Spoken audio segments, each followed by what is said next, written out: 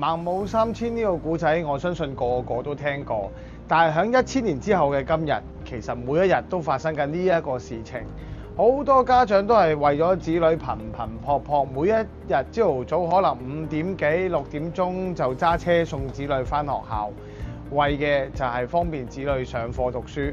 所以專幫你檢樓嘅小陳，想幫你慳返啲時間，就係喺名校區嘅九龍塘揾到一間特色嘅又一居。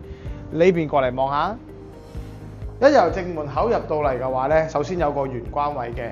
入到嚟嘅話呢，右手邊呢個廚房唔講住，淨係講呢一個景觀先。望翻九龍全市景，呢度係飯廳，呢度係客廳。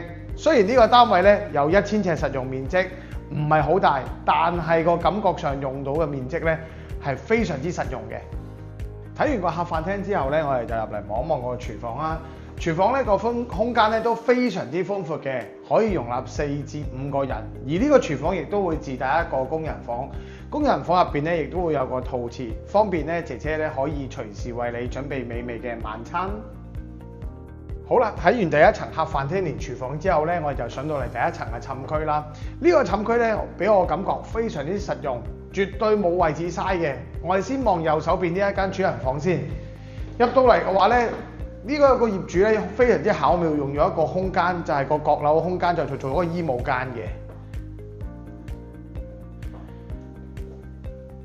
咁另外嘅話咧，入到嚟嘅話咧，其實擺張 king size 牆咧，亦都係綽綽有餘。望翻嘅亦都係九龍市景。